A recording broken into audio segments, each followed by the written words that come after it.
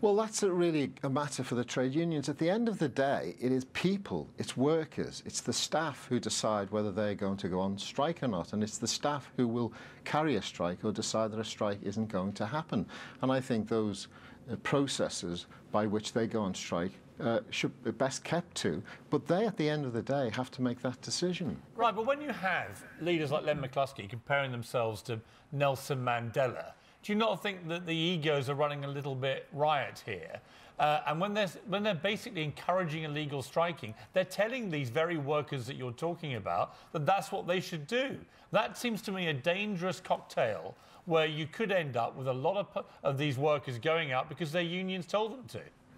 Well, I don't think workers go out simply because their unions tell them to. Workers go out and strike because they are frustrated.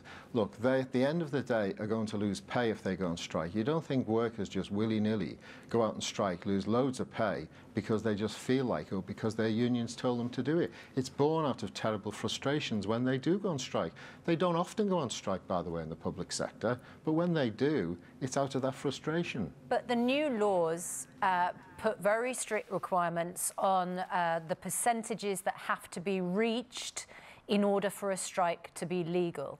If those percentages of the number in the turnout aren't reached or the number who vote for the strike aren't reached and the strike goes ahead anyway, would you back that? Well, it's a question of the staff themselves will make that decision. At the end of the day, if they go through a process and they don't reach these thresholds, ultimately many staff may decide, well, we've had enough anyway. That's a matter for them to make that choice. So and I'm not going to tell them. So if it is outside of the law and these workers decide to go out on strike, are you saying that you would back them if they were breaking the law? Well, that's a matter for them to do it. If they choose to do that out of terrible frustration, that's really a matter for them to decide. I don't think they'll do that, as it happens. I think they will follow all the strictures, notwithstanding the fact that those strictures are incredibly draconian, the most draconian in Western Europe. I suspect that they won't do that. They'll follow the law.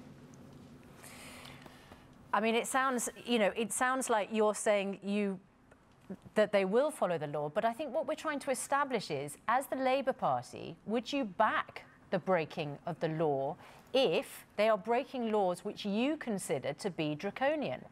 Well, I think we're getting into incredibly hypothetical situations. The bottom line is simply this. Well, we're not actually, because we're getting into situations that the union general secretaries have themselves alluded to as something which potentially is going to happen. And my concern is that it's overshadowing an issue which is obviously of huge importance to people. And if you give critics a reason to complain about this, it distracts from a really vital issue of public sector pay by making it about the law. Well, I think it inevitably is distracting from it. The reality is there's been lots of news about this particular item, and what I want to do is to get it back to the real substantive point about what are the government going to do to support our public sector workers. Look, we've had some of the worst atrocities recently in this country. The public sector, the emergency services are there every single time.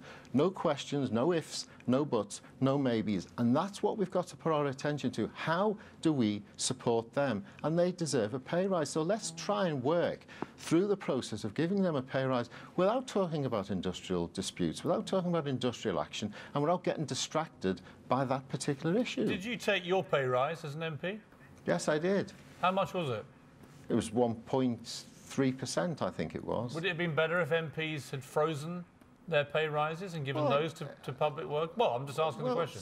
Well, some do, some don't. I mean, so the bottom line is that we have an independent body after the expenses scandal which had decided that. And for MPs to become involved in what they pay themselves or not pay themselves is it's been dealt with. Right, but you're talking a big game about the government should be doing a lot more. Shouldn't you have led the charge yourself? Shouldn't you have said, you know what, I'm not going to take my pay rise. I'd like it to go to public sector workers? Well, some MPs did that. I mean, some MPs did it in different ways.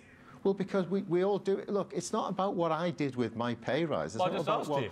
Well, that's right, but it's not about what I did with my pay rise. You It's just said about, other MPs did it, but well, you didn't. well, I well, think no, people might no, be no, interested many- why more MPs didn't do what some did, which is an act of principle, and say it would not be appropriate for MPs to take their pay rises in this current climate. We would prefer that money to go to public sector workers, but you chose actually to put it in your pocket. Yes, but the bottom line is this.